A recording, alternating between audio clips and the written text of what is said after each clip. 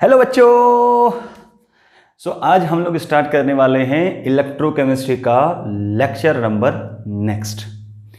आज के इस लेक्चर के अंदर हम लोग क्लास 10th से लेके बीएससी, नीट और जेई मेंस तक के अपने बेसिक्स क्लियर करेंगे। और वो बेसिक्स जो हमारे होने वाले हैं वो एक खास टॉपिक के ऊपर होने वाले हैं। तो बच्चों, आज हम लोग बात करने वाले हैं इलेक्ट्रोकेमिकल सीरीज की। इलेक्ट्रोकेमिकल सीरीज को हम क्लास 10th के अंदर रिएक्टिविटी ऑर्डर ऑफ एलिमेंट्स भी बोलते थे, कि कौन सा एलिमेंट ज्यादा रिएक्टिव होगा और कौन सा एलिमेंट कम रिएक्टिव होगा, इसके ऊपर हम लोग बात करते थे। ठीक है। सो विद्युत रासायनिक श्रेणी हम इसको बोलते हैं हिंदी में। तो इलेक्ट्रोकेमिकल सीरीज में सबसे पहले हम लोग सीरीज को याद करने का तरीका सीखेंगे कि किस तरीके से हम एक ट्रिकी बेस पे उसको याद रख सकते हैं, और उसके बाद जानेंगे कुछ उसकी एप्लीकेशंस कि कहाँ पर हम इसका सही यूज़ करने वाले हैं, और किस तरीके के क्वेश्चन बोर्ड एग्जाम में या फिर आने वाले नीट के एग्जाम्स के अंदर या फिर जेई मेंस के अंदर या फिर किसी और एग्जाम के अंदर, जैसे आप पंतनगर का पेपर देते हैं या फिर कोई और आप एग्जाम देते हैं, तो वहाँ किस तरीके से यहाँ से बेसिक्स क्वेश्चन पूछे जा सकते हैं, इसके ऊपर हम लोग बात करने वाले हैं आज। ठीक है। चलिए शुरू करते हैं। आज का सबसे पहला हमारा जो पॉइंट होने वाला है कि इलेक्ट्रोकेमिकल सीरीज को याद कैसे रखें। इलेक्ट्रोकेमिकल सीरीज को यानी कि विद्युत रासायनिक श्रेणी को याद रखने के लिए एक छोटी सी ट्रिक बनाई गई है। अगर वो आपको यूजफुल लगती है तो आप इस तरीके से याद रख सकते हैं। ठीक है। कहानी कुछ ऐसी है कि 3 लोग होते हैं कहानी में। कहानी के 3 किरदार हैं। एक तो है कोई एक पिताजी हैं जिसको हम फादर बोल सकते हैं यहाँ पे। ठीक है। और इनके एक सन है, पुत्र। इनके पड़ोस में एक आंटी रहती हैं, उनका नाम है लीला आंटी। सपोज करो 2 बाप बेटे हैं और उनके बीच में एक आंटी यानी कि उनके पड़ोस में एक आंटी रहती हैं, और उस आंटी को उनके पिताजी बहुत रिस्पेक्ट करते हैं। आंटी की एज करीबन ऐसी होगी 60 साल की करीबन, और आंटी बहुत अच्छी है बाय नेचर। ठीक है, सपोज करो। इनके इस बेटे के इनका जो बेटा है वो बिल्कुल पसंद नहीं करता लीला आंटी को, बट इसके पिताजी बहुत पसंद करते हैं लीला आंटी को। ठीक है। कहानी कुछ ऐसी है। पिताजी को और बेटे को बाजार जाना होता है, मार्केट जाना होता है।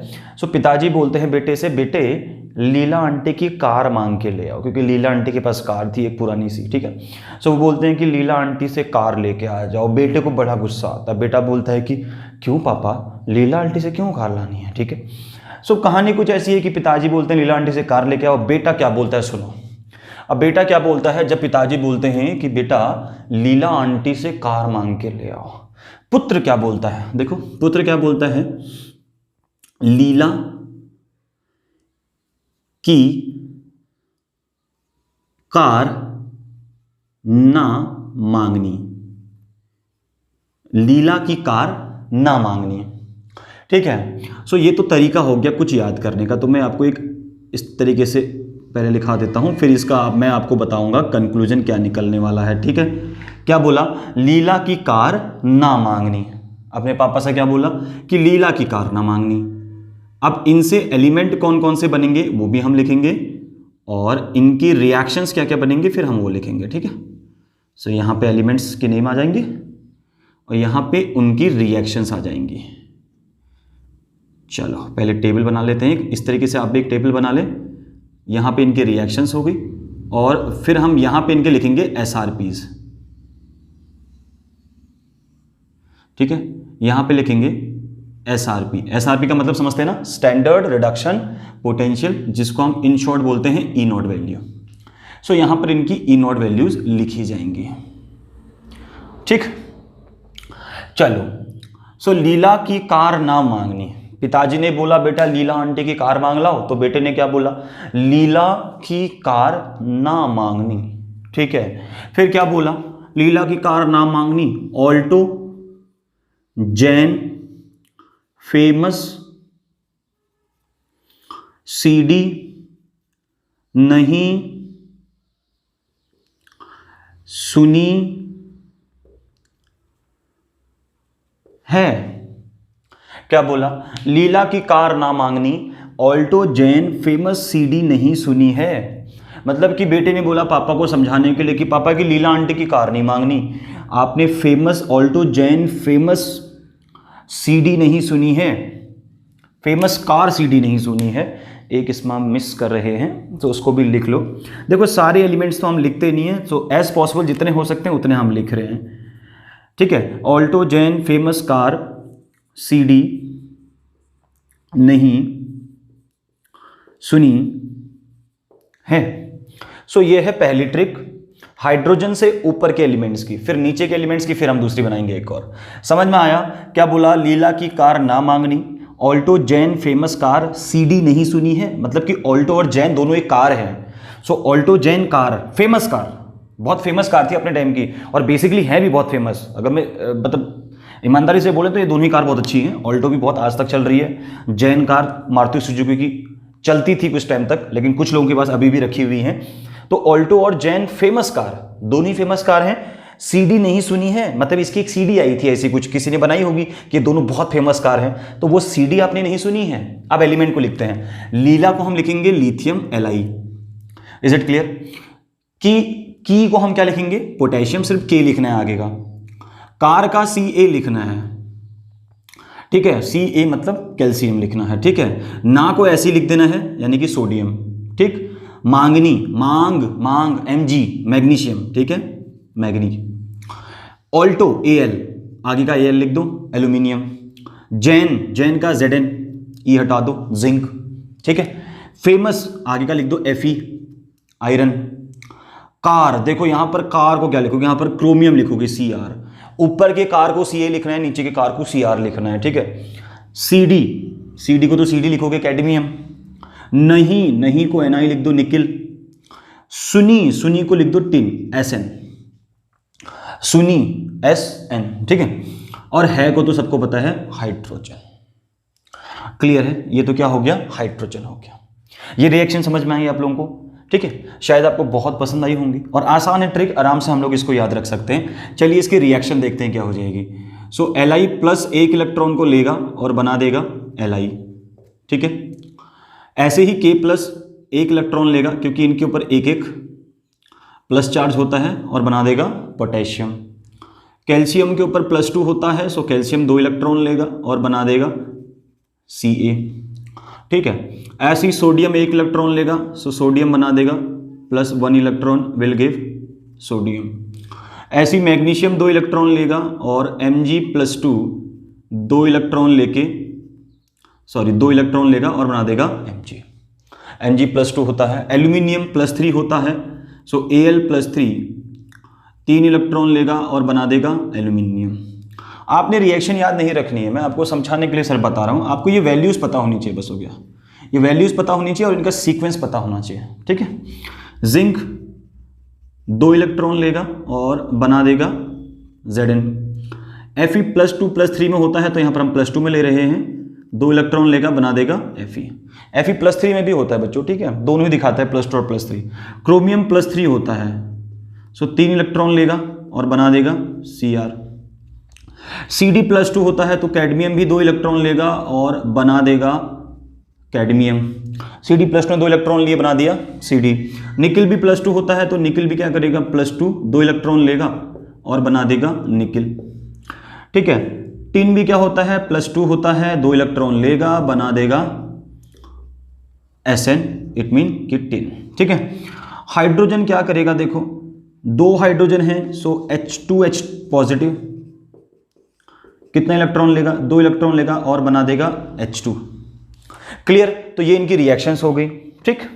अब इसके नीचे की मैं दूसरी ट्रिक उधर लिखूंगा, क्योंकि इधर भी जगह नहीं बचेगी अपने लिए, ठीक है। अब लिखते हैं इनकी वैल्यूज। सो लिथियम की वैल्यूज तो होती है अपने पास -3.05 वोल्ट। सबसे ज्यादा एसआरपी इसी का होता है। एसआरपी स्टैंडर्ड रिडक्शन पोटेंशियल की हम बात कर रहे हैं। ये एसआरपी का मतलब क्या हो गया? स्टैंडर्ड रिडक्शन पोटेंशियल, ठीक है। मतलब मानक अपचयन विभव की बात कर रहे हैं। किसकी बात हो रही है? मानक अपचयन विभव लिख रहे हैं हम इनका, ठीक है। सो मानक अपचयन विभव लिथियम का कितना होगा, सबसे ज्यादा होता है मानक विचलन अपचयन विभव, यानी कि स्टैंडर्ड रिडक्शन पोटेंशियल सबसे ज्यादा किसका होता है बच्चों, सबसे ज्यादा होता है लिथियम का। इसलिए लिथियम जो होगा ना वो सबसे अच्छा रिड्यूसिंग एजेंट होगा, ठीक है, सबसे अच्छा रिड्यूसिंग एजेंट होगा, सबसे अच्छा अपचायक होगा, ठीक है। चलो पोटेशियम की लिखते हैं -2.92 वोल्ट, ठीक, -2.92 वोल्ट। कैल्शियम -2.87 वोल्ट, ठीक है। सोडियम -2.71 वोल्ट, पीछे मैं वोल्ट ही लिख रहा हूं यूनिट, सो याद रखना इसको। मैग्नीशियम -2.37 वोल्ट, ठीक है, -2.37 वोल्ट। Aluminium -1.66 volt. उसके बाद क्या बचा अपने पास, जिंक बचता है। जिंक का बच जाएगा, जेड का सबको पता होता है कितना होता है, 0.76, सो -0.76 वोल्ट। जिंक का तो हम ऑलमोस्ट सुनते हुए आ रहे हैं, बहुत इंपॉर्टेंट भी है जिंक का, ठीक है, याद रखना। जिंक का इंपॉर्टेंट भी है, बहुत बार देता है इसको, जिंक का बहुत बार देता है, -0.76 वोल्ट। Fe 0. सो माइनस लगा देना, -0.74 वोल्ट, -0.74 वोल्ट, ठीक है। सो यहां तक क्या हो गया अपने पास। उसके बाद बचता है क्रोमियम -0.44 वोल्ट। उसके बाद आता है कैडमियम -0.40 वोल्ट। उसके बाद आता है निकिल -0.25 वोल्ट, 25 वोल्ट। फिर आता है -0.14 वोल्ट और ये आता है 0.00। सो ये तो इनके SRPs हो गए, ठीक है, जो हमने याद रखने हैं। ये सारे नेगेटिव वाले SRPs हो गया, सारे नेगेटिव वाले।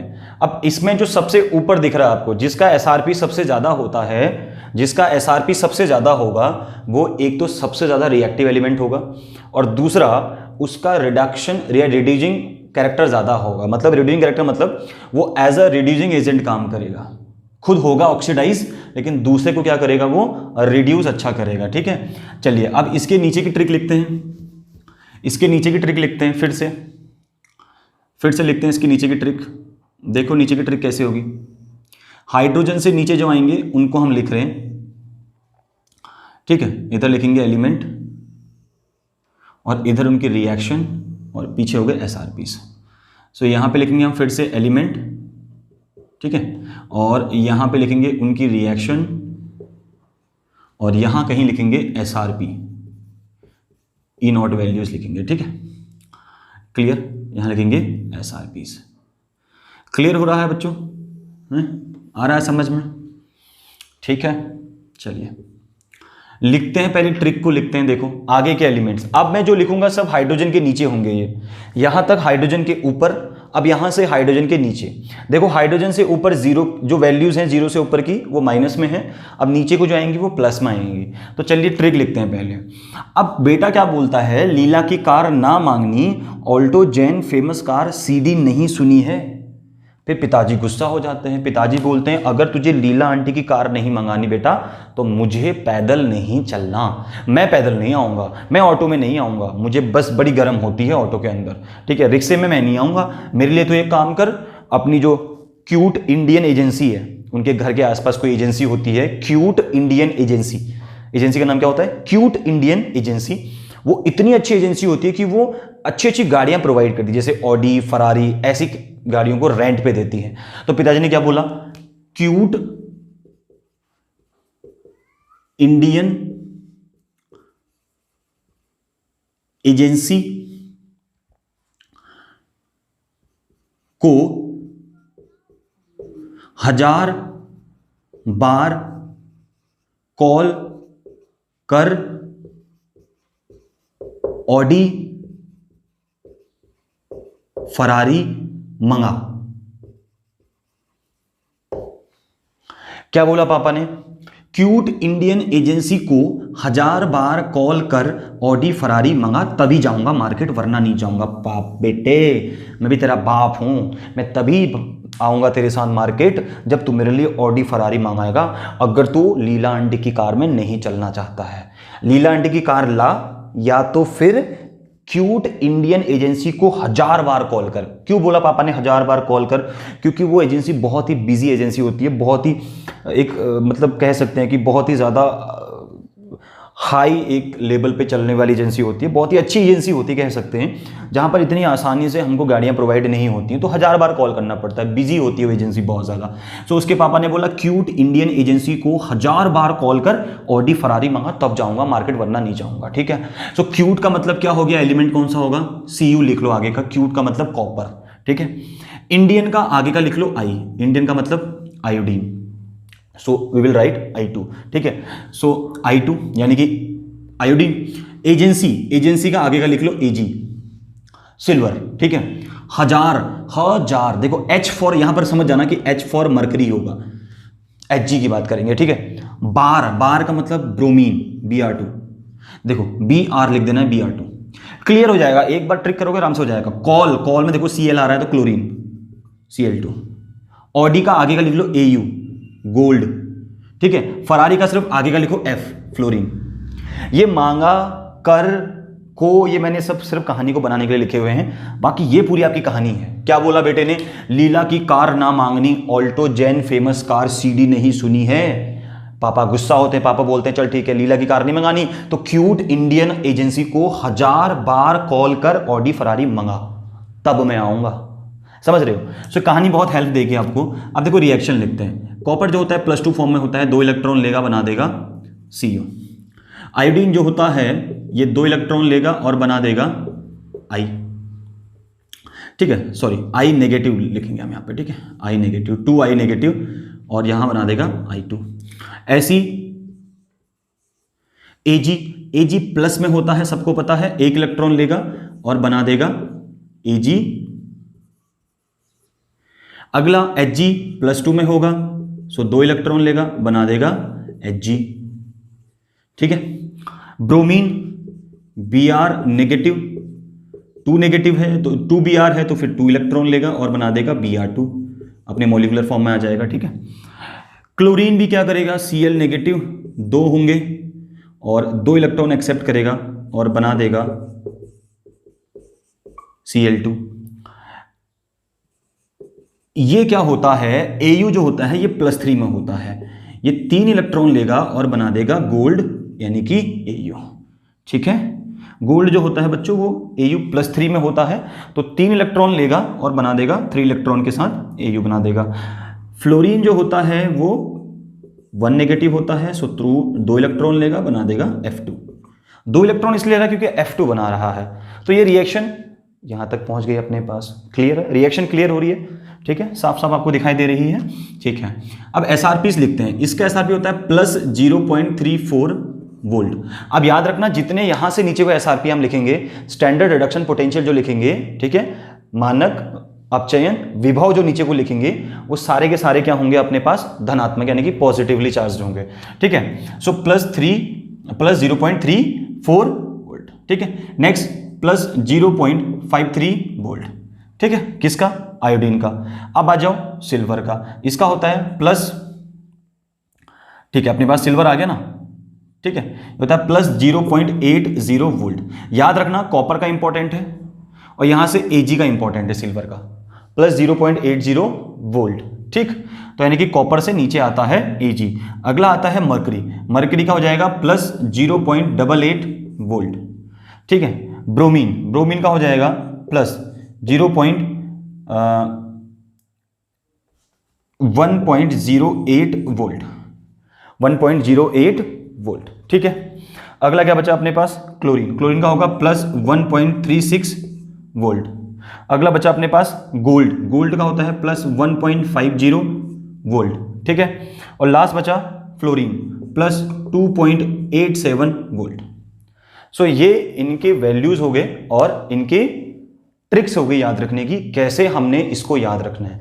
यकीन मानो पूरी टेबल, ये जो मैं आपको एलिमेंट्स लिखा रहा हूं, ये एलिमेंट्स सबसे ज्यादा यूज होने वाले हैं। इसमें यूज होता है फ्लोरीन, इंपॉर्टेंट है ही है, क्लोरीन इंपॉर्टेंट है, ब्रोमीन इंपॉर्टेंट है, एज वेल मरकरी भी इंपॉर्टेंट ही है, आयोडीन भी इंपॉर्टेंट है। और यहां से आ जाओ अपने पास potassium, lithium, zinc, aluminium, magnesium, sodium, iron, chromium, सब इंपॉर्टेंट है जितने जितने आपको दिखाई दे रहे हैं। ठीक, अब इस पूरे टेबल के अंदर 2-3 बातें याद रखनी है। वो कौन कौन सी बातें अभी बताते हैं आपको।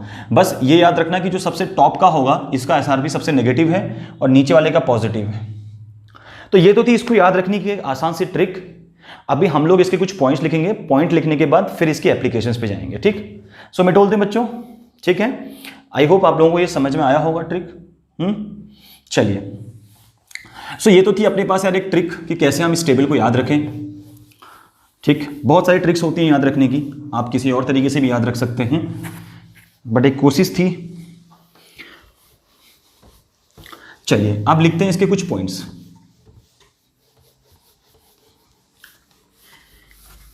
वीडियो अच्छी लगे तो एक लाइक जरूर दे दीजिएगा। आप लोग लाइक नहीं करते हैं, वीडियोस को स्किप कर देते हैं, गलत बात है। बहुत मेहनत लगता है वीडियो बनाने में। क्या है सर, इतना मेहनत लगता है? बहुत मेहनत लगता है बच्चों, बहुत मेहनत। ठीक है, चलो अभी लिखते हैं इसके कुछ पॉइंट्स। पॉइंट्स का मतलब इसके कुछ बिंदु लिखते हैं कि हमने इस इलेक्ट्रोकेमिकल सीरीज से हमने क्या क्या सीखा। सबसे पहला पॉइंट लिखते हैं बच्चों, इसमें हमने क्या क्या सीखा। हमने क्या क्या सीखा कि element which having maximum negative SRP value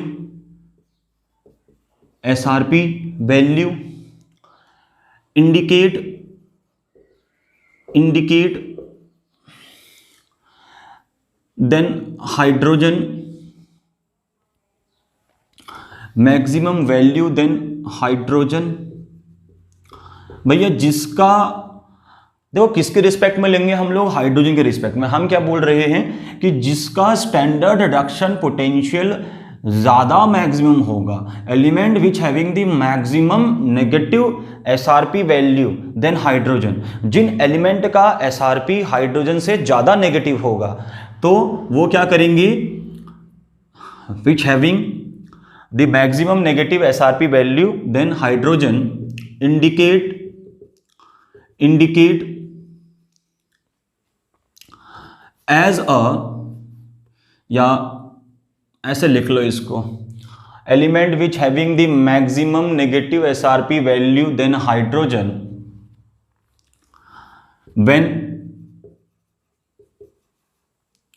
when these elements join with standard hydrogen electrode act as a anode electrode. देखो बात बड़ी सिंपल सी मैं कहना चाह रहा हूं, हम एक सिंपल सी बात कहना चाह रहे हैं कि जिनका एसआरपी नेगेटिव ज्यादा होता है, जिनका एसआरपी का वैल्यू सबसे ज्यादा नेगेटिव होगा हाइड्रोजन के रिस्पेक्ट में, तो when these element join with she का मतलब स्टैंडर्ड हाइड्रोजन इलेक्ट्रोड, जब हम इनको स्टैंडर्ड हाइड्रोजन इलेक्ट्रोड के साथ ज्वाइन करेंगे, ठीक है, मतलब जब हम स्टैंडर्ड हाइड्रोजन इलेक्ट्रोड के साथ इनको जोड़ेंगे तो ये इलेक्ट्रोड क्या काम करेंगे, एनोड का काम करेंगे। मतलब मैं क्या कहना चाह रहा हूं, ध्यान से देखो। सपोज करो ये अपने पास एक शेल है, इस शेल के अंदर ये अपने पास सपोज करो लिथियम का इलेक्ट्रोड है। किसका इलेक्ट्रोड है, लिथियम का। तो लिथियम का वैल्यू कितना होता है ई नॉट का, अभी हमने लिखा था -3.05 वोल्ट, यानी कि नेगेटिव ज्यादा होता है इसका। तो अगर मैं इसको हाइड्रोजन के इलेक्ट्रोड से ज्वाइन करूंगा, कौन सा वाला, स्टैंडर्ड हाइड्रोजन इलेक्ट्रोड से, ठीक है, जबकि ये स्टैंडर्ड ऐसा नहीं होता है, ठीक है, वो इस पूरा सिस्टम बनाएंगे उसका। तो जब हम इनको आपस में ज्वाइन करेंगे तो ये जो इलेक्ट्रोड होगा ये एनोड की तरह काम करेगा और ये हाइड्रोजन वाला कैथोड की तरह काम करेगा। यही हम इसके अंदर कहना चाह रहे हैं कि जिसका एसआरपी नेगेटिव वैल्यू जितना ज्यादा होगा, ठीक है, जिसका एसआरपी स्टैंडर्ड रिडक्शन पोटेंशियल जितना नेगेटिव होगा, वो हाइड्रोजन के रिस्पेक्ट में क्या काम करेगा, हमेशा एक एनोड की तरह, और खुद हाइड्रोजन क्या काम करेगा, कैथोड की तरह। ऐसा क्यों होगा? क्योंकि जिसका एसआरपी ज्यादा होगा, ठीक है, ये बात समझ में आ गई? अच्छा समझो, ऐसा क्यों होगा? जिसका एसआरपी ज्यादा होगा ना बच्चों, जिसका एसआरपी जितना नेगेटिव होगा, वो क्या होना चाहेगा, वो ऑक्सीडाइज होना चाहेगा। जो ऑक्सीडाइज होता है वो दूसरे को क्या करता है, रिड्यूस करता है। तो वो कैसा रिएजेंट कहलाएगा, रिड्यूसिंग रिएजेंट या रिड्यूसिंग एजेंट। किसकी तरह काम करेगा, रिड्यूसिंग एजेंट की तरह काम करेगा, जिसका एसआरपी जितना नेगेटिव होगा। सपोज करो एसआरपी मैक्सिमम है, सो एसआरपी मैक्सिमम का मतलब वो खुद क्या होगा, ऑक्सीडाइज होगा। वो खुद ऑक्सीडाइज होगा तो क्या काम करेगा भाई, जिसका ऑक्सीडेशन होता है किसी की तरह काम करता है, एनोड की तरह काम करता है। बस यही बात तो समझाना चाह रहे हैं कि element which having the maximum negative SRP value, जिसका एसआरपी का वैल्यू जितना नेगेटिव होगा देन हाइड्रोजन, हाइड्रोजन से, ठीक है। When these elements join with standard hydrogen electrode, जब ऐसे एसआरपी वाले एलिमेंट्स को जिनका एसआरपी मैक्सिमम होता है, जब उनको हम स्टैंडर्ड हाइड्रोजन इलेक्ट्रोड से ज्वाइन करेंगे तो they act as a anode electrode. So वो एलिमेंट्स क्या करेंगे, एनोड की तरह, एनोड इलेक्ट्रोड की तरह व्यवहार करेंगे। तो हमने बोला एसआरपी जिसका नेगेटिव ज्यादा होगा वो ऑक्सीडाइज होना चाहेगा। वो क्या होना चाहेगा, ऑक्सीडाइज होना चाहेगा। किसके कंपैरिजन, हाइड्रोजन के कंपैरिजन। मतलब एक इलेक्ट्रोड हमने लिथियम लिया और एक इलेक्ट्रोड हमने हाइड्रोजन का लिया, सो इसमें ये वाला क्या काम करेगा, एज अ एनोड काम करेगा, और ये वाला क्या काम करेगा, एज अ कैथोड। सर ऐसा क्यों? ऐसा इसलिए बच्चों क्योंकि इसका जो ई नॉट का वैल्यू होता है वो -3.05 वोल्ट, यानी कि काफी नेगेटिव वैल्यू होती है, और जबकि इसका 0.000 वोल्ट होगा। तो इसकी वैल्यू से इसकी वैल्यू क्या होगी, ज्यादा नेगेटिव होगी। तो हमने क्या बोला कि जिसका एसआरपी जितना ज्यादा नेगेटिव होगा वो ऑक्सीडाइज होगा। सो ऑक्सीडाइज कब होता है कोई भी चीज, ऑक्सीडेशन कहां पे होता है, एनोड पे। तो एनोड पे ऑक्सीडेशन होगा, इसका मतलब क्या हो गया, ये ऑक्सीडाइज होगा और एनोड कहलाएगा। ठीक है, बात समझ में आ गई। जिसका इनोड का वैल्यू जितना ज्यादा वो एनोड की तरह काम करेगा, और जिसका इनोड का वैल्यू जितना कम वो कैथोड की तरह काम करेगा। क्लियर हो गई बात? तो पहली बात तो हमने ये बोल दी। अब दूसरी बात इसी का अपोजिट बोल देंगे, ठीक है, ठीक। और इसी को हम एक और तरीके से लिखते हैं, इसी में एक और पॉइंट लिख लें, इसी के अंदर एक पॉइंट लिख लें, element having the maximum negative value of SRP than hydrogen,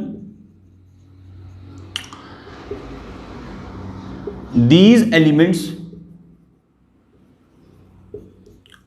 placed above than hydrogen in a electrochemical series। ठीक है, पॉइंट इतना बड़ा नहीं है, लेकिन मेरे को पॉइंट बढ़ाना था तो मैंने बढ़ा दिया।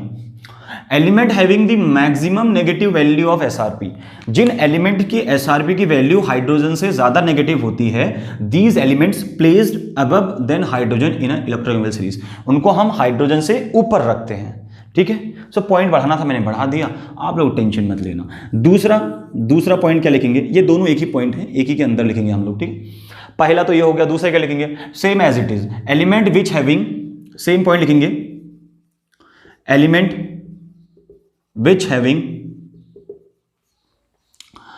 minimum या मैक्सिमम, पॉजिटिव लिख लो, having the maximum positive SRP. अभी तक नेगेटिव एसआरपी की बात कर रहे थे, अब एसआरपी की, पॉजिटिव एसआरपी की बात करेंगे। Value than hydrogen when these elements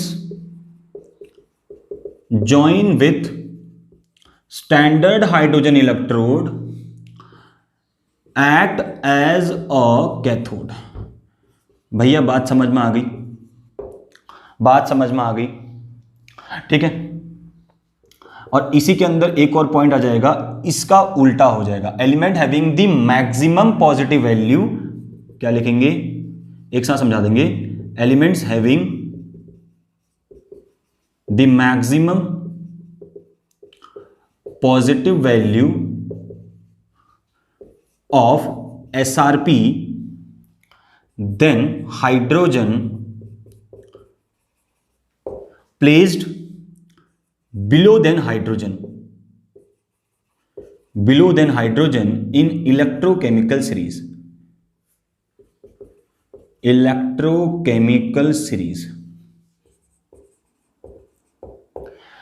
ठीक है। अब तीनों पॉइंट को एक साथ, दोनों पॉइंट को एक साथ समझाते हैं। ऊपर वाला तो समझा दिया हमने, क्या बोल होगा, वो पॉजिटिव में होगा तो उनको हम क्या रखते हैं, एक तो हाइड्रोजन के नीचे रखते हैं जो हमने इस पॉइंट में बात करी, और दूसरा वो किस तरीके से काम करते हैं, कैथोड की तरह काम करेंगे। मतलब अगर अब आपने सपोज करो कॉपर का एक इलेक्ट्रोड ले लिया और एक इलेक्ट्रोड ले लिया हाइड्रोजन का, तो कॉपर का इलेक्ट्रोड क्या काम करेगा, क्योंकि इसका E0 का वैल्यू होता है +0.34, ठीक है, पॉजिटिव में होता है तो ये काम करेगा एज अ कैथोड का।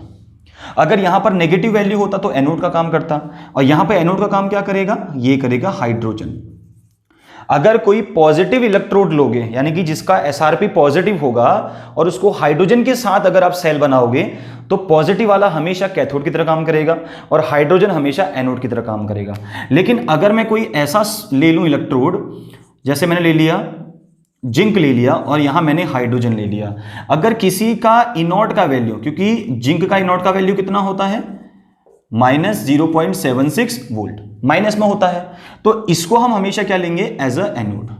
अगर SRP का वैल्यू माइनस में है तो वो एनोड की तरह काम करेगा, SRP का वैल्यू प्लस में है तो वो कैथोड की तरह काम करेगा, ठीक है, विथ रिस्पेक्ट हाइड्रोजन, ठीक है, विथ रिस्पेक्ट हाइड्रोजन, ठीक है। चलिए यही बात करी हमने पहले पॉइंट के अंदर, मिटोल दें, ओके। सिंपल सा पॉइंट है, ज़्यादा हमने इसके अंदर डिस्कशन नहीं करना था, ठीक है, बेसिक सा पॉइंट था। अगला पॉइंट, अगला पॉइंट, तीसरा पॉइंट देखो, element having the maximum SRP, the maximum negative value of SRP, ठीक है, क्या बोला, element having the maximum negative value of SRP, जिसका SRP का वैल्यू सबसे मैक्सिमम होगा, जितना मैक्सिमम होगा वो कहलाएगा रिड्यूसिंग एजेंट। वो क्या कहलाएगा, रिड्यूसिंग एजेंट, ठीक है, यानी कि वो रिड्यूस करने की टेंडेंसी अच्छा रखेगा, ठीक। और elements having the maximum positive value, जिसकी पॉजिटिव वैल्यू मैक्सिमम होगी SRP की, वो एक्ट करेगा ऑक्सीडाइजिंग एजेंट की तरह, ऑक्सीडाइजिंग एजेंट की तरह। सो बताओ सबसे ज्यादा पॉजिटिव वैल्यू किसका होता है, फ्लोरीन का, कितना होता है, +2.87 वोल्ट। ये SRP की वैल्यू इसकी होती है, तो ये सबसे अच्छा क्या हो गया, ये हो गया बेस्ट ऑक्सीडाइजिंग एजेंट। ये क्या हो गया, ऑक्सीडाइजिंग एजेंट अच्छा होगा। और सबसे ज्यादा नेगेटिव वैल्यू किसका होता है, नेगेटिव वैल्यू होता है किसका भैया, -3.05 वोल्ट, किसका होता है, लिथियम का। सो ये क्या अच्छा होगा, ये क्या अच्छा जाएगा, रिड्यूसिंग एजेंट। ये क्या करेगा, एज अ रिड्यूसिंग एजेंट काम करेगा, रिड्यूसिंग एजेंट काम करेगा, ठीक है। तो सबसे अच्छा रिड्यूसिंग एजेंट कौन होगा, लिथियम, क्योंकि इसका SRP का वैल्यू सबसे ज्यादा नेगेटिव है। और सबसे अच्छा ऑक्सीडाइजिंग एजेंट कौन होगा, फ्लोरीन, क्योंकि इसका SRP पॉजिटिव है। क्लियर। चलिए चौथा पॉइंट की बात करते हैं, चौथे पॉइंट की बात करते हैं, समझ में आ गया ना। और डाउन द ग्रुप क्या करेगा, अगर हम लिथियम से फ्लोरीन की तरफ जाएंगे, देख लो इसको भी, लिथियम से अगर फ्लोरीन की तरफ जाओगे, सपोज करो लिथियम से फ्लोरीन की तरफ जा रहे हैं, हमको पता है इसका होता है -3.05 वोल्ट और यहां होता है +2.87 वोल्ट। सो नीचे को पॉजिटिव बढ़ रहा है ना, तो नीचे को जाओगे तो क्या होगा, ऑक्सीडाइजिंग ऑक्सीडाइजिंग एजेंट कैरेक्टर बढ़ेगा, मतलब नीचे को ऑक्सीडाइजिंग एजेंट अच्छे मिलेंगे आपको, ठीक है। और रिड्यूसिंग एजेंट क्या होंगे, रिड्यूसिंग एजेंट कैरेक्टर कम होगा, रिड्यूसिंग एजेंट कैरेक्टर क्या होगा, कम। यानी कि ये सबसे अच्छा रिड्यूसिंग एजेंट, ये सबसे अच्छा ऑक्सीडाइजिंग एजेंट, ठीक है। बट टेंडेंसी अलग होती है, देखो जो ऑक्सीडाइजिंग एजेंट होता है वो रिड्यूस अच्छा होता है भैया। ऑक्सीडाइजिंग एजेंट क्या होगा, वो रिड्यूस होना चाहेगा। जैसे फ्लोरीन है, फ्लोरीन रिड्यूस होगा और ये क्या करना चाहेगा, अपने आप को ऑक्सीडाइज करना चाहेगा। ये खुद को ऑक्सीडाइज करेगा, दूसरे को रिड्यूस करेगा, ठीक। ये दूसरे को क्या करेगा, रिड्यूस करेगा। चलिए सो अब सेकंड पॉइंट लिखते हैं इसका, फोर्थ पॉइंट देखो, फोर्थ पॉइंट लिखते हैं।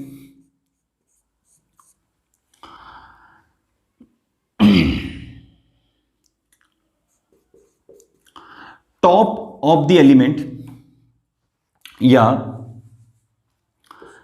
Top elements in the electrochemical series, in the electrochemical series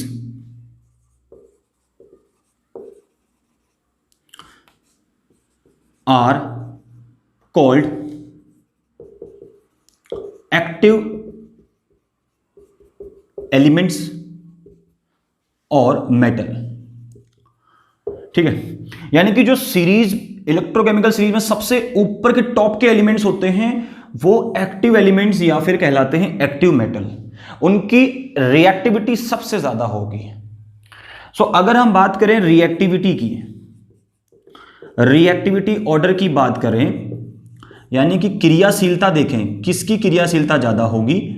सो हम क्या बोलेंगे, जब हम लिथियम से फ्लोरीन की तरफ जाएंगे, ठीक है, यानी कि डाउन द ग्रुप जाएंगे, lithium to fluorine, so reactivity क्या होगी, कम हो जाएगी। रिएक्टिविटी क्या करेगी, डिक्रीज करेगी। जब लिथियम से फ्लोरीन की तरफ जाओगे तो रिएक्टिविटी ऑफ एलिमेंट क्या कर जाएगा, डिक्रीज कर जाएगा। तो हमको क्या समझ में आएगा, जिसका एसआरपी जितना ज्यादा नेगेटिव होगा वो उतना क्या होगा, एक्टिव एलिमेंट होगा। जिसका एसआरपी जितना नेगेटिव होगा वो उतना अच्छा एक्टिव एलिमेंट होगा, और जिसका एसआरपी जितना पॉजिटिव होगा वो उतना बेकार क्या होगा, जितना पॉजिटिव होगा वो उतना अच्छा रिएक्टिव एलिमेंट होगा, ठीक है। उसका एक्टिविटी क्या होगा, एक्टिव एलिमेंट क्या होगा, वो ज्यादा होगा, और वो एक्टिव एलिमेंट कम होगा जिसका एसआरपी पॉजिटिव होगा।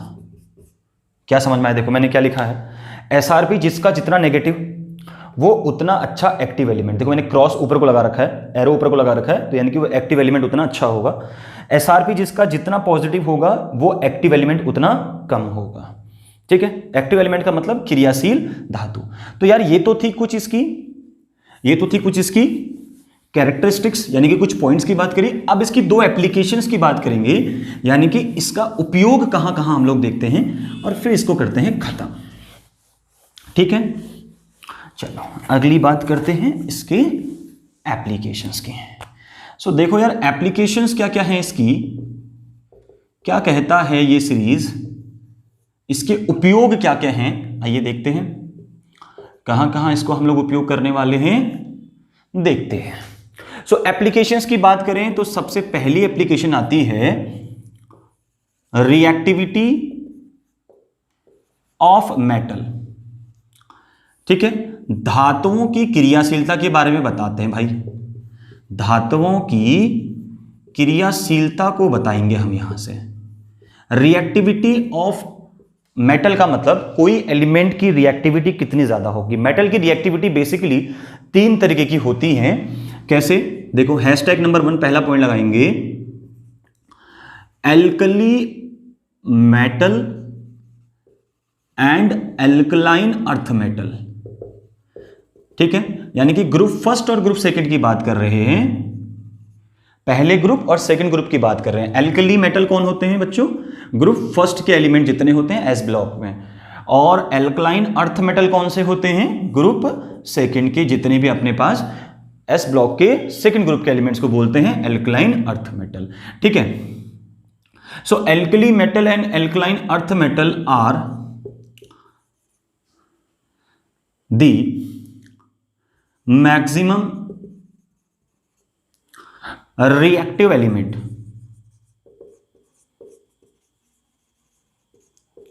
सबसे ज्यादा रिएक्टिव एलिमेंट्स कौन होते हैं? Alkali metals and alkaline earth metals, क्योंकि ये टॉप ऑफ द सीरीज आते हैं इलेक्ट्रोकेमिकल सीरीज में, ठीक है, क्योंकि इलेक्ट्रोकेमिकल सीरीज में सबसे ऊपर आते हैं, ठीक है। So they can react with cold water and form या एंड इवॉल्व हाइड्रोजन गैस। ये वाला पॉइंट बहुत इंपॉर्टेंट है, ये याद रखना। क्लास 11th के अंदर हमने पढ़ा था बच्चों, हमने बोला था कि जब कोई मेटल किसी कोल्ड वाटर से हाइड्रोजन गैस को इवॉल्व कर दे, हाइड्रोजन गैस क्या करे? इवॉल्व कर दे, सो वो मेटल क्या होगा? बहुत ज्यादा रिएक्टिव होगा। इट मींस इस मेटल की रिएक्टिविटी क्या होगी? हाई रिएक्टिविटी होगी। समझ रहे मेरी बात? ठीक है, समझ रहे बात को? हमने क्या बोला भैया, कोल्ड वाटर से हाइड्रोजन गैस वही मेटल निकाल सकता है जिसकी रिएक्टिविटी क्या होगी? ज्यादा होगी। समझ रहे हो? जैसे मैं पोटेशियम ले लूं, सो पोटेशियम को अगर मैं कोल्ड वाटर से रिएक्शन कराऊं, याद रखना वाटर कैसा है? कोल्ड। दो तरह के वाटर लेते हैं, या तो स्टीम वाटर लेते हैं या तो कोल्ड वाटर लेते हैं। अगर रिएक्टिविटी ज्यादा है तो कोल्ड वाटर से हाइड्रोजन को इवॉल्व कर जाएगा, ठीक है। सो कोल्ड वाटर लिया मैंने, तो ये क्या बनाएगा? यहां से ये क्या बना देगा? एक तो बना देगा KOH, ठीक है, KOH बना दिया यहां से अपने पास, और बचा क्या? यहां से 2 KOH बना लो, यहां से 2 ले लो, यहां से भी 2 ले लो। सो 2 ऑक्सीजन 2 हाइड्रोजन 2 बच गई, यहां से एक निकला दो, यहां से H2। बात क्लियर हो गई? सो भाई हमने क्या बोला? पोटेशियम क्या है? एक रिएक्टिव एलिमेंट है, यानी कि ये मेटल कैसा है? बहुत ज्यादा रिएक्टिव होगा, तभी कोल्ड वाटर से क्या कर रहा है? हाइड्रोजन गैस को निकाल दे रहा है। मोस्ट प्रोबेबल, यानी कि सबसे ज्यादा कौन से ऐसे एलिमेंट होते हैं जो ठंडे पानी से हाइड्रोजन गैस को निकाल देते हैं, ठंडे पानी से हाइड्रोजन गैस को इवॉल्व कर देंगे? सो वो कुछ जो अपने पास एलिमेंट होते हैं वो एल्कली मेटल्स और एल्कलाइन अर्थ मेटल होते हैं, ठीक है। एल्कली मेटल्स और एल्कलाइन अर्थ मेटल्स होती हैं। जैसे मैं यहां पे ले लूं, यहां पे हम लोग कैल्शियम ले लें, तो यहां पे H2O, सो यहां से बन जाएगा इसका हाइड्रोक्साइड CaOH का whole twice and plus H2 gas यहां से इवॉल्व हो जाएगी। बेसिक सा पॉइंट याद रखना है कि जो एलिमेंट्स कोल्ड वाटर से भी हाइड्रोजन गैस को इवॉल्व कर देंगे उनकी रिएक्टिविटी क्या होगी? इट मींस कि उनकी रिएक्टिविटी ज्यादा होगी। कोल्ड वाटर से वही रिएक्शन करेगा जिसकी रिएक्टिविटी ज्यादा होगी। और यही एलिमेंट्स क्या होते हैं, देखो जरा, these elements when react with, या these elements रेडियली soluble, या डिजोल्व लिख दो, ठीक है, डिजोल्व इन एसिड्स। हम क्या कहना चाह रहे हैं कि जिनकी रिएक्टिविटी ज्यादा होगी, ऐसे एलिमेंट, कुछ एल्कली कुछ एल्कलाइन अर्थ मेटल्स होती हैं। सो ऐसे एलिमेंट्स जो कोल्ड वाटर से हाइड्रोजन गैस को निकाल देंगे, कोल्ड वाटर से हाइड्रोजन गैस को इवॉल्व करते हैं, ऐसे एलिमेंट्स एसिड्स में भी क्या होते हैं? आसानी से डिसॉल्व हो जाते हैं। रेडियली डिसॉल्व का मतलब क्या हो गया? आसानी से ये एसिड्स के अंदर भी क्या हो जाएंगे? घुल जाएंगे, डिसॉल्व हो जाएंगे। सो पहला पॉइंट याद रहा बच्चों, ठीक है। अब दूसरा पॉइंट लिखते हैं इसी के अंदर, इसी रिएक्टिविटी सीरीज के अंदर। सो हमने बोला कि कुछ एल्कली और एल्कलाइन अर्थ मेटल्स क्या होती हैं? रिएक्टिविटी में बहुत ज्यादा होती हैं, क्योंकि इनका एसआरपी बहुत ज्यादा नेगेटिव होता है। हमेशा याद रखेंगे, जिसका एसआरपी का वैल्यू जितना नेगेटिव उतना ज्यादा रिएक्टिव, ठीक है। जिसका एसआरपी का वैल्यू जितना नेगेटिव उतना रिएक्टिव, बस ये याद रखिए। एसआरपी जितना नेगेटिव रिएक्टिविटी उतनी हाई, रिएक्टिविटी उतनी क्या होती जाएगी? हाई होती जाएगी। दूसरा पॉइंट देखो इसमें, hashtag number point number second, some elements like iron, tin, nickel, और भी बहुत सारे होते हैं अपने पास, लेड होता है, ठीक है। Does not react with cold water but they can react with steam water, steam H2O and evolve hydrogen gas. हमने क्या बोला बच्चों कि कुछ एलिमेंट्स ऐसे होते हैं जो कोल्ड वाटर से रिएक्शन नहीं करते हैं, ठीक है। कुछ मेटल्स ऐसी होती हैं जो कोल्ड वाटर से रिएक्शन नहीं करती हैं, ठीक है, जो कोल्ड वाटर से रिएक्शन नहीं करती है। वो कौन से मेटल्स होते हैं? जैसे अपने पास आयरन हो गया, निकिल हो गया, ठीक है, और अपने पास टिन हम ले सकते हैं, लेड हम ले सकते हैं। सो ये कोल्ड वाटर से रिएक्शन नहीं करते हैं। तो ये किन से रिएक्शन करेंगे? तो ये रिएक्शन करेंगे स्टीम वाटर से, ठीक है। ये किससे रिएक्शन करेंगे? स्टीम वाटर से, और तब यहां से हाइड्रोजन गैस क्या होगी? इवॉल्व होगी। जैसे मैं आयरन ले लूं, सो आयरन को अगर मैं H2O से रिएक्शन कराऊं और ये H2O होगा स्टीम वाटर, कोल्ड वाटर नहीं होगा बच्चे, ये कैसा होगा? Steam water. सो यहां से क्या होगा? अपने पास एक ऑक्साइड बनता है इसका, जिसको हम बोलते हैं मैग्नेटाइट। क्या बोलते हैं? मैग्नेटाइट, ठीक है। और प्लस यहां से हाइड्रोजन गैस क्या होगा? इवॉल्व होगा। क्या पिक्चर क्वालिटी क्लियर आ रही है आपको? ठीक है, एक बार चेक कर लेते हैं। यस सर, बहुत क्लियर आ रही है। ठीक है बच्चों, सो नोट कर लेंगे इसको जल्दी से।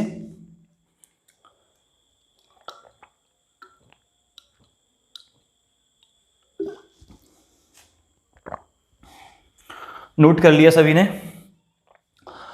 समझ में आया? हमने बोला कि कुछ एलिमेंट्स ऐसे होंगे जो क्या करेंगे? कोल्ड वाटर से हाइड्रोजन गैस को इवॉल्व नहीं कर पा रहे होंगे, तो वो कैसी वाटर से इवॉल्व करेंगे हाइड्रोजन गैस को? स्टीम वाटर से इवॉल्व करेंगे, ठीक है। और ऐसे एलिमेंट्स की जो रिएक्टिविटी होगी, यानी कि इनका एसआरपी क्या होगा? इनका एसआरपी नेगेटिव तो होगा, इनका भी एसआरपी नेगेटिव होगा, लेकिन बहुत ज्यादा नेगेटिव नहीं होगा, ठीक है, ठीक है, नॉट मोर, बहुत ज्यादा नेगेटिव नहीं होगा, बहुत नेगेटिव नहीं होगा, लेकिन नेगेटिव वैल्यू इनका भी होगा एसआरपी का, बहुत ज्यादा नहीं होगा। ये इलेक्ट्रोकेमिकल सीरीज के अंदर थोड़े नीचे क्या कर रहे होंगे? एग्जिस्ट कर रहे होंगे एल्कली और एल्कलाइन अर्थ मेटल के कंपैरिजन। क्लियर हो गया? जो एल्कली और एल्कलाइन अर्थ मेटल्स होते हैं वो मोस्टली सबसे टॉप ऑफ दी सीरीज क्या करते हैं?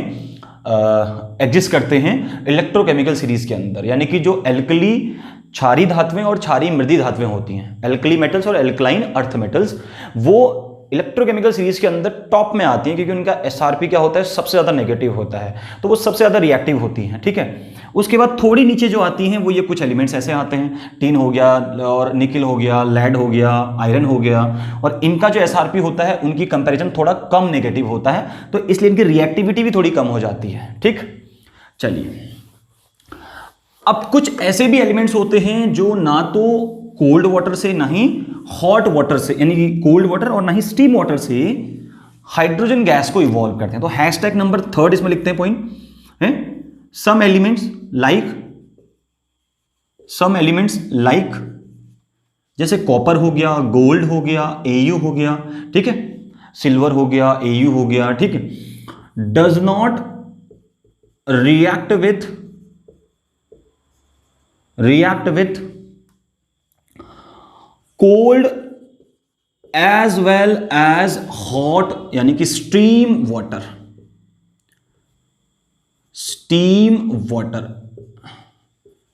एंड डू नॉट प्रोड्यूस या evolve any hydrogen gas. Is it clear? कुछ एलिमेंट्स ऐसे होती हैं, जैसे कॉपर हो गया, कॉपर ले लो यहां पे, या फिर एयू ले लो, या फिर आप सिल्वर ले लो। इनको जब आप वाटर से रिएक्शन कराते हो, ये वाटर चाहे स्टीम हो, ठीक है, और ये वाटर चाहे कोल्ड हो, कैसा भी हो, यहां पे रिएक्शन पॉसिबल नहीं होगी। क्यों? क्योंकि इनकी होती है रिएक्टिविटी कम, लीस्ट रिएक्टिव होते हैं ये एलिमेंट। ये क्या होते हैं? लीस्ट रिएक्टिव, बहुत कम रिएक्टिविटी होती है इनकी, इनकी क्रियाशीलता खत्म, बिल्कुल खत्म होती है, ठीक है। तो बहुत ही कम रिएक्टिविटी। क्यों रिएक्टिविटी कम होती है, क्या बोलोगे? क्योंकि इनका ई नॉट यानी कि स्टैंडर्ड रिडक्शन पोटेंशियल, एसआरपी जो होता है वो होता है पॉजिटिव। इनका एसआरपी क्या होता है? पॉजिटिव होता है। तो जिनका एसआरपी पॉजिटिव, उनकी रिएक्टिविटी भी क्या हो जाती है? कम हो जाती है। क्यों? क्योंकि उनकी रिएक्टिविटी कम इसलिए हो जाती है क्योंकि वो इलेक्ट्रोकेमिकल सीरीज के अंदर बहुत ज्यादा नीचे बिलोंग करते हैं, और इनका रिएक्टिविटी इसलिए भी कम होता है क्योंकि ये क्या टेंडेंसी दिखाते हैं? रिड्यूस होने की टेंडेंसी दिखाते हैं। ये रिड्यूस होना चाहते हैं। ये क्या होना चाहते हैं? रिड्यूस होना चाहते हैं। तो भैया किसकी रिएक्टिविटी ज्यादा होती है? जो ऑक्सीडाइज होना चाहता है उसकी रिएक्टिविटी ज्यादा होती है, जो रिड्यूस होना चाहता है उसकी रिएक्टिविटी कम हो जाती है। क्लियर? सो ये कुछ एलिमेंट थे जो रिएक्टिविटी नहीं दिखा रहे थे। तो ये था अपने पास रिएक्टिविटी ऑफ मेटल्स। दूसरी एप्लीकेशन देखते हैं, लास्ट इसका पॉइंट आज का, स्पॉन्टेनिटी। सेकेंड इसका एप्लीकेशन लगाएंगे, spontaneity of a galvanic cell. ठीक है। और फेसिबिलिटी ऑफ अ रिएक्शन। किसी रिएक्शन की फेसिबिलिटी कितनी होगी, इसके ऊपर हम लोग बात करेंगे। रिएक्शन की फेसिबिलिटी के ऊपर बात करेंगे। ठीक है, सीधा लिख लो sir.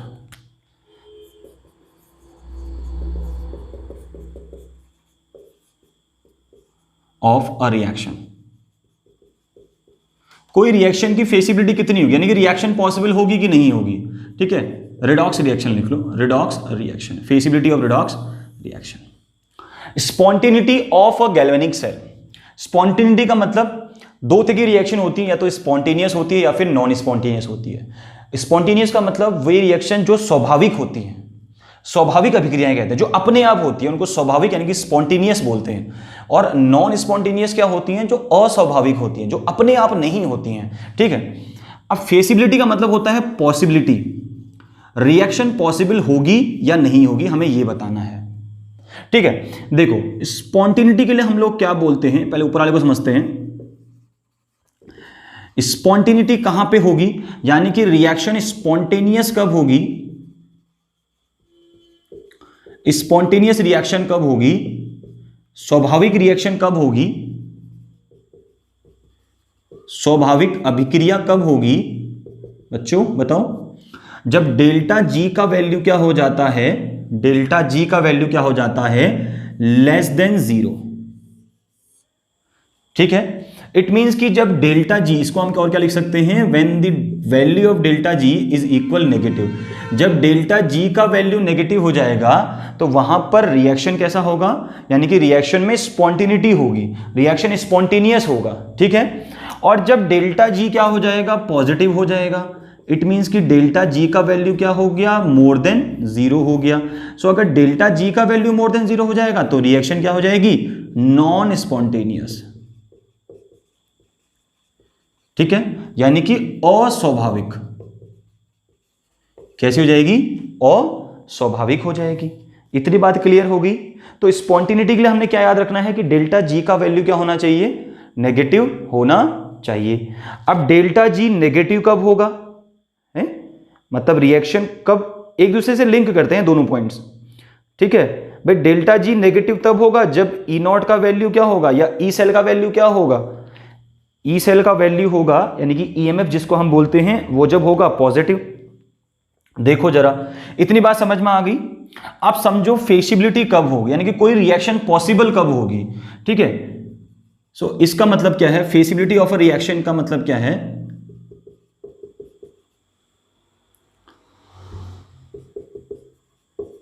Of a redox reaction. इसका मतलब क्या है समझो, इसका मतलब क्या है, देखो ये कब होगा, ये तब होगा जब ई सेल ई सेल बोल दो या इसी को हम EMF भी बोलते हैं, अगले लेक्चर में पढ़ेंगे इसको। ई सेल तो हम पढ़ चुके हैं, इलेक्ट्रोड पोटेंशियल, ठीक है, ये हम पढ़ चुके हैं। तो ई सेल जब क्या होगा, पॉजिटिव होगा। जब ई सेल का वैल्यू पॉजिटिव होगा तो समझ जाना कि रिएक्शन पॉसिबल होगी। इतनी पहले सिर्फ बात को याद रखो, यानी कि ई सेल पॉजिटिव का मतलब E cell is greater than zero. E cell क्या होना चाहिए, जीरो से ज्यादा होना चाहिए। अगर ई सेल जीरो से ज्यादा है किसी का तो रिएक्शन क्या होगी, पॉसिबल होगी, यानी कि वो रिएक्शन होगी, ऐसा कुछ होगा। अदरवाइज अगर ई सेल का वैल्यू जीरो से कम यानी कि नेगेटिव आ जाएगा तो वो रिएक्शन पॉसिबल नहीं होगा। और अगर ई सेल का वैल्यू पॉजिटिव आएगा तो डेल्टा जी का वैल्यू क्या आएगा, नेगेटिव, क्योंकि डेल्टा जी इज इक्वल क्या होता है, डेल्टा जी होता है क्या बेटा, gives free energy, gives free energy. So अगर डेल्टा जी का वैल्यू बताएं तो -NF E naught sorry E cell होता है, ठीक है, क्या होता है, डेल्टा जी इज इक्वल होता है -NF E सेल। अभी आगे पढ़ोगे इसको, हम पढ़ाएंगे इसको अभी नेक्स्ट लेक्चर के अंदर। So delta G is equal -NF E cell. और ई सेल कैसे निकालते हैं बच्चों, बताओ जरा, ई कैथोड -E एनोड, ऐसे निकालते थे, ठीक है। सो ई कैथोड और ई एनोड, यानी कि इन दोनों के आपको इलेक्ट्रोड स्टैंडर्ड रिडक्शन पोटेंशियल दिए होंगे, ठीक है। और अगर मैं यहां पर ई सेल को ई नॉट सेल भी लिख दूं तो कोई फर्क नहीं पड़ता, और इसका भी वैल्यू जीरो से ज्यादा होना चाहिए। या तो इसको खाली इलेक्ट्रोड पोटेंशियल लिख लो या फिर क्या लिख लो, स्टैंडर्ड इलेक्ट्रोड पोटेंशियल लिख लो, ठीक है, या तो इलेक्ट्रोड पोटेंशियल या फिर स्टैंडर्ड इलेक्ट्रोड पोटेंशियल लिख लो, ठीक। सो ई कैथोड ई एनोड आपको दिए होंगे, अगर उन दोनों की वैल्यू को माइनस करके आप निकालोगे तो ई सेल अगर पॉजिटिव आ रहा है तो फिर क्या लिखोगे, ये पॉजिटिव ये नेगेटिव, तो पॉजिटिव नेगेटिव नेगेटिव, तो डेल्टा जी क्या हो जाएगा, नेगेटिव। सो ई सेल जब तक पॉजिटिव नहीं आएगा तब तक डेल्टा जी नेगेटिव नहीं आएगा, और अगर ये पॉजिटिव आया तो ये delta G negative. It means कि अगर यहां ई सेल पॉजिटिव आ गया तो ये नेगेटिव आना ही आना है, कौन, डेल्टा जी। तो अगर रिएक्शन पॉसिबल होगी तो वो स्पॉन्टेनियस भी होगी, अगर रिएक्शन पॉसिबल नहीं होगी तो वो स्पॉन्टेनियस भी नहीं होगी। क्या बोला मैंने भैया, फेसिबिलिटी ऑफ रिडॉक्स रिएक्शन, मतलब कोई भी रिएक्शन कब पॉसिबल होगी, कोई रिडॉक्स रिएक्शन कब पॉसिबल होगी, जब उसका ई सेल क्या आएगा, EMF क्या आएगा, पॉजिटिव आएगा। और ई सेल अगर पॉजिटिव आ रहा है तो डेल्टा जी हमेशा नेगेटिव आएगा, ये भी याद रखना आप लोग। मतलब रिएक्शन अगर रिएक्शन पॉसिबल है तो रिएक्शन स्पॉन्टेनियस भी होगी, और अगर रिएक्शन पॉसिबल नहीं है, ई सेल का वैल्यू क्या आ रहा है, नेगेटिव आ रहा है, तो डेल्टा जी पॉजिटिव आएगा। डेल्टा जी पॉजिटिव मतलब रिएक्शन नॉन स्पॉन्टेनियस। बात समझ में आ गई, चलो करके दिखाते हैं आपको। इसी को हम लोग दो तरीके से लिखते हैं, इसको स्टैंडर्ड कंडीशन में लिख सकते हो, delta G not is equal -NF E not cell, ऐसे भी लिख सकते हो, ठीक है। अब नॉट लगा दे तो स्टैंडर्ड गिव्स फ्री एनर्जी हो गई, स्टैंडर्ड गिव्स फ्री एनर्जी। दोनों में क्या डिफरेंस होता है बात करेंगे धीरे धीरे जब लेक्चर को हम लोग आगे बढ़ाते जाएंगे। देखो जरा इसके एग्जाम्पल देखते हैं, फिर मैं आपको समझाता हूं एग्जाम्पल से कैसे करेंगे, ठीक है। चलो एक एग्जाम्पल लिखते हैं इसका। देखो क्या है स्पॉन्टेनिटी ऑफ, जैसे आपको रिएक्शन दी होगी, बोल देगा आपको Cu plus ZnSO4 will give CuSO4 plus Zn। ये सॉलिड दिया है, ये एक्वस दिया है, ये aqueous and this is solid. और आपको ब्रैकेट के अंदर यहां पे दिया होगा E नॉट ऑफ किसका दिया होगा, जिंक, क्योंकि जिंक यहां पर क्या हो रहा है, देखो रिड्यूस हो रहा है। सो Zn + 2 बाई Zn दिया होगा आपको -0.76 वोल्ट, ठीक है। और आपको E not Cu by Cu + 2 दिया होगा आपको +0.34 वोल्ट। अब आपसे क्वेश्चन पूछ रहा है दिस रिडॉक्स रिएक्शन, ये जो रिडॉक्स रिएक्शन दी है आपको, ये पॉसिबल है या नहीं है। पहले आपको ये बताना है पॉसिबल है या नहीं है, और नॉट पॉसिबल, पॉसिबल होगी या नहीं होगी, पहला क्वेश्चन तो ये है। और दूसरा क्वेश्चन क्या पूछ रहा है इसमें, ये रिएक्शन स्पॉन्टेनियस है कि नॉन स्पॉन्टेनियस है, स्पॉन्टेनियस और नॉन स्पॉन्टेनियस, ठीक है।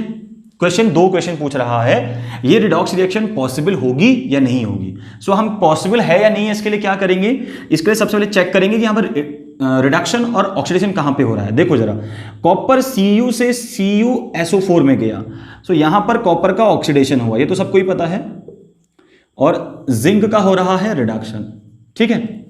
सो यानी कि ये रिडक्शन या ऑक्सीडेशन। सो हम लोग ई सेल कैसे निकालते हैं? So E cell equal E cathode, cathode का मतलब क्या हुआ? Reduction. So E reduction minus E oxidation, E reduction minus E oxidation, यही बोलते हैं। सो ई सेल बराबर कितना हो जाएगा बच्चों?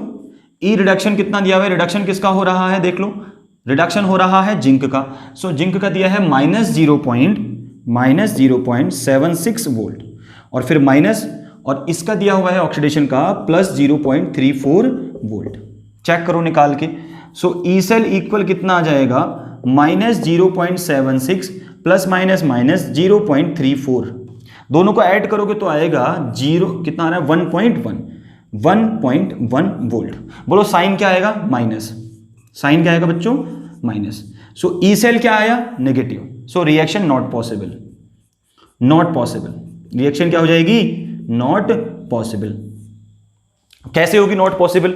देखो अगर ई सेल नेगेटिव आया तो डेल्टा जी क्या आएगा? देखो जरा, delta G equal -NF, E cell होता है तो ये नेगेटिव वैल्यू आ गया, तो delta G is equal -NF -1.1 volt. So ये माइनस माइनस क्या हो जाएगा? प्लस नहीं हो जाएगा? सो डेल्टा जी यहां पर क्या आ जाएगा? प्लस आ जाएगा। ठीक है, अगर इनकी वैल्यूज को रख दें तो ये क्या आ जाएगा? प्लस। अब आप सोच रहे हो सर एन क्या होता है, एफ क्या होता है? मैं आपको पहले बता दूं, एन जो होता है वो होता है कितने इलेक्ट्रॉन ट्रांसफर हो रहे हैं, मतलब कितना इसने डोनेट किया, कितना दूसरे ने एक्सेप्ट किया। ऑक्सीडेशन में कितने इलेक्ट्रॉन डोनेट हुए और कितने इलेक्ट्रॉन बाद में फिर रिडक्शन में एक्सेप्ट किए गए, वो एन की वैल्यू होती है। तो total transport of electron, transport of an electron जो होता है वो एन की वैल्यू होती है, कितने इलेक्ट्रॉन ट्रांसफर हुए। और एफ होता है फेराडे, फेराडे कांस्टेंट बोलते हैं, 96500 इसकी वैल्यू होती है। ये भी बताएंगे बाद में, फिलहाल इतना समझो कि यहाँ पे डेल्टा जी की वैल्यू पॉजिटिव आ गई, और डेल्टा जी की वैल्यू पॉजिटिव का मतलब नॉन स्पॉन्टेनियस, नॉन स्पॉन्टेनियस। समझ रहे हो? ये दो चीजें आपको बहुत इंपॉर्टेंट है, पता होनी चाहिए भाई। ठीक, ये रिएक्शन पॉसिबल नहीं होगी, मतलब कॉपर जिंक को रिड्यूस नहीं कर सकता, कॉपर जिंक को रिड्यूस नहीं कर सकता, जिंक कॉपर को रिड्यूस कर सकता है। भैया कॉपर जिंक को रिड्यूस क्यों नहीं कर सकता? क्योंकि जिंक का एसआरपी का वैल्यू ज्यादा होता है नेगेटिव, जिसका एसआरपी जितना ज्यादा नेगेटिव वो दूसरे को रिड्यूस कर देगा। सो जिंक कॉपर को रिड्यूस कर सकता है क्योंकि जिंक ऊपर आता है इलेक्ट्रोकेमिकल सीरीज में, बट कॉपर जिंक को रिड्यूस नहीं कर सकता। ठीक है, सो ये था इस क्वेश्चन का मतलब। अच्छा, एक और देखते हैं, चलो फिर आगे बढ़ते हैं। ठीक है, एक और देखें, या समझ में आ गया? आ गया समझ में? तो रहने दें। अच्छा चलो एक और देख लेते हैं, फिर क्वेश्चन, फिर इस टॉपिक को यहीं पे खत्म करते हैं। और बहुत अच्छे से इलेक्ट्रोकेमिकल सीरीज को समझ गए हो आप लोग। देखो दूसरा देखते हैं, जैसे हम जिंक ले लें। सो Zn+2 aqueous plus Cu solid will give Cu+2 aqueous and plus Zn solid. क्या बोलना है? पॉसिबल होगी रिएक्शन, नहीं होगी ये बताना है आपको। अगर रिएक्शन पॉसिबल होगी तो ई सेल क्या आएगा इसका? ई सेल आएगा पॉजिटिव। अगर ई सेल पॉजिटिव आया तो रिएक्शन पॉसिबल है। और रिएक्शन की स्पॉन्टेनिटी होगी नहीं, रिएक्शन स्पॉन्टेनियस होगी कि नहीं ये बताना है आपको। अगर रिएक्शन स्पॉन्टेनियस तो डेल्टा जी क्या आएगा? नेगेटिव आएगा। समझ रहे हो? डेल्टा जी नेगेटिव तो रिएक्शन स्पॉन्टेनियस, और ई सेल अगर पॉजिटिव आ रहा है तो रिएक्शन पॉसिबल है। चेक करते हैं, पहले देखो जरा, जिंक का यहां पर क्या हो रहा है? देखो जिंक का हो रहा है रिडक्शन, ठीक है, और कॉपर का हो रहा है ऑक्सीडेशन। देखिए रिएक्शन पॉसिबल होगी कि नहीं होगी? एक रिडॉक्स रिएक्शन है। So E not Zn+2 by zinc, इसका होता है -0.76 volt, and E not Cu by Cu+2, इसका होता है +0.34 वोल्ट। चलो चेक करते हैं, ई सेल निकालते हैं। So E cell is equal कितना आ जाएगा? E cell equal E cathode minus E anode. अब कैथोड कहां पे होगा भाई? रिडक्शन पे जहां पे होगा। कैथोड कहां होता है? कैथोड पे क्या होता है? रिडक्शन होता है। So E reduction minus E anode भी लिख सकते हैं इसको हम लोग, और क्या लिख सकते हैं? ई reduction minus E oxidation. Anode पे क्या होता है? ऑक्सीडेशन। तो चलिए लिखते हैं, ई इज इक्वल, रिडक्शन किसका हो रहा है देख लो? जिंक का। तो जिंक का कितना है? -0.76 वोल्ट माइनस +0.34 वोल्ट। ठीक है, यहां पर भी कुछ पिछले वाला जैसा केस हो गया, यहां पर भी सेम ही आ रहा है। सो -1.1 वोल्ट। वहां पर हमने सॉल्यूशन ले लिया था, यहां पर हमने आयंस के फॉर्म में ले लिया, आयनिक रिएक्शन लिख ली, सेम ही है, चलो कोई बात नहीं, क्वेश्चन चेंज करना था, ठीक है। तो यहां से ई सेल कितना आ गया भाई, ई सेल आ गया अपने पास 1.1 वोल्ट। तो यानी कि माइनस में आ रहा है तो reaction not possible, reaction not possible, भैया रिएक्शन पॉसिबल नहीं होगी। अब डेल्टा जी चेक करता है, तो delta G is equal -NF E cell होता है। सो ई सेल तो आ गया negative, so negative NF -1.1 volt, तो माइनस माइनस प्लस, तो delta G is equal positive आ जाएगा, तो यानी कि नॉन स्पॉन्टेनियस रिएक्शन हो गई, ठीक है। सो ऐसे आप लोगों ने चेक करने स्पॉन्टेनिटी और feasibility of a reaction, redox reaction, ठीक। सो ये था आज का लेक्चर, आई होप आप लोगों को पसंद आया होगा। ज़रूर शेयर करें वीडियोस को, ठीक है, लाइक करें, सब्सक्राइब ज़रूर कर लें जिसने नहीं किया हुआ है, और जिसने बेल आइकन प्रेस नहीं किया तो वो बेल आइकन भी प्रेस कर दें, ताकि जो भी नई वीडियोस होंगी वो सबसे पहले आप तक उनका नोटिफिकेशन पहुंचता रहे, ठीक है। मिलते हैं कुछ अगली वीडियोज़ के साथ, तब तक बने रहें और देखते रहें केमिस्ट्री वाला। जय हिंद।